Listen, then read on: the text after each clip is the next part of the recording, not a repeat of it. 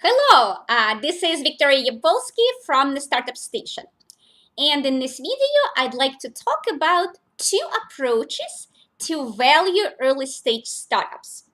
One of them is qualitative, and the other one is quantitative.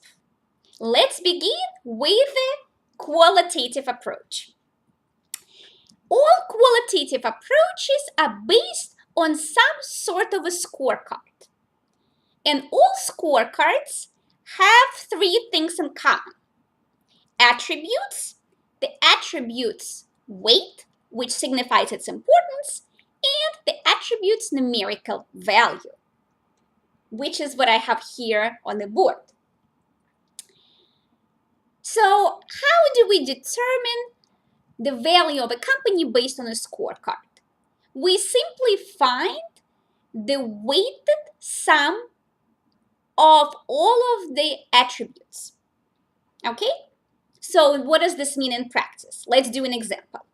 Let's say that we have a fictional scorecard with 4 attributes that are equally weighted. Okay? The first attribute is product readiness. The second attribute is product traction or the presence of sales. The third attribute is the team's track record. And finally, the last attribute is the market size. For the purposes of this example, let's assume that each attribute is worth anywhere from 0 to 500K. What does this mean?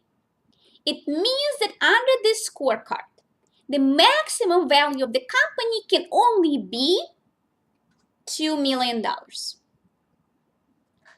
So what does this mean for a startup founder? The good news is that scorecards are easy to use. And if you don't have a finance background, and if you don't know how to put good numbers together, you may be stuck with using a scorecard. However, with every good news, there is also bad news. And the bad news are threefold. Number one, this scorecard is not specific to your company's strategy. Number two, this scorecard puts an artificial ceiling on how much your company should be worth. And maybe your company should be worth more. And three, and most importantly, investors determine how much each attribute is worth, and you really have no leverage to argue how much your company should be worth. And so this puts you in a disadvantageous position when you're using a scorecard to value your company. So what do I recommend? I recommend that you only use a scorecard if you cannot come up with any credible quantitative data.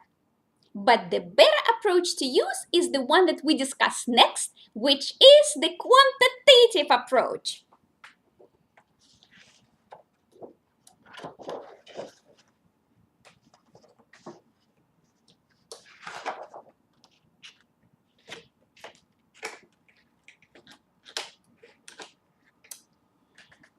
Of course, the quantitative approach is much harder to use because it involves creating a financial forecast. Okay, and you must learn finance in order to do it. And it's not simple to create because the financial forecast must come from your business plan. Once you create your financial forecast, you will calculate how much cash your company generates years 1 to 5. And then you will find the value of each of those cash flows today, and the sum of all of those values will equate to the value of your company.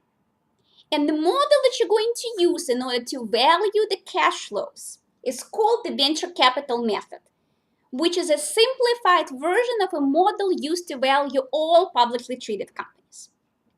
Now, I know you may be a little bit confused now, and luckily for you, I teach a whole class on valuation models for pre-revenue companies, which you can find on thestartupstation.com/courses, and it is the class number 3. So thank you for watching, and I'll see you next week. Bye-bye.